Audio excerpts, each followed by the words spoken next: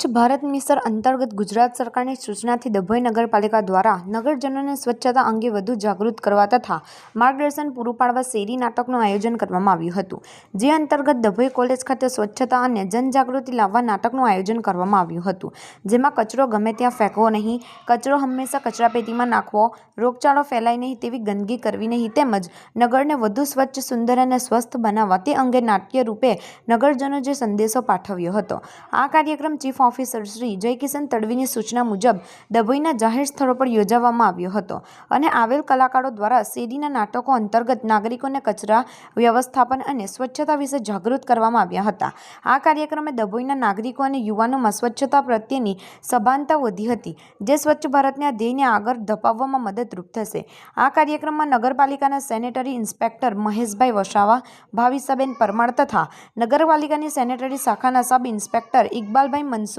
શાખાના સુપરવાઇઝર અલ્પેશભાઈ સોલંકી હાજર રહ્યા હતા। રિપોર્ટર ફઝલ રઝાક ખત્રી, ગુજરાત અદ્ભુત ન્યૂઝ ગુજરાતી।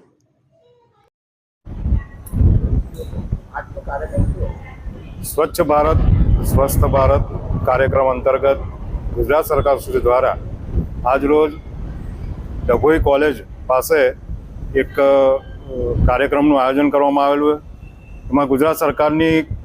ટીમ જે ફાળવેલી છે સ્વચ્છતા માટે નગરજનોને જનજાગૃતિ આવે, કચરાઓ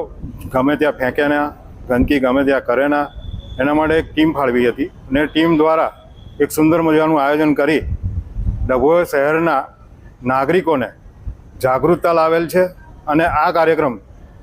આજરોજ 3 થી 4 જગ્યા પર જાહેર સ્થળો પર કાર્યક્રમ કરવાનો છે અને કાર્યક્રમના ભાગરૂપે તેઓ દ્વારા ગંદકી કરે નહીં અને નગરજનોને જાગૃતિ આવે એવું સુંદર મજાનું આયોજન ડભોઈ નગરપાલિકાના ચીફ ઓફિસર શ્રી જયકિશન તડવી તેમજ ગુજરાત સરકાર શ્રીની આ ટીમ દ્વારા કરવામાં આવ્યું છે। આ કાર્યક્રમ જાહેર સ્થળો પર કરવામાં આવ્યો છે, જેનાથી નગરજનોને વધુમાં વધુ જાગૃતિ આવે અને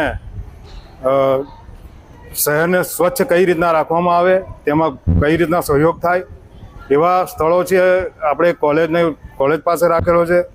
એસટી ડેપો જ્યાં નાગરિકોની વધુ અવરજવર રહેતી હોય છે ત્યાં રાખવામાં આવેલો છે, તથા વડોદરી ભાગોળ કિલ્લાની બાજુમાં સરદારશ્રીનું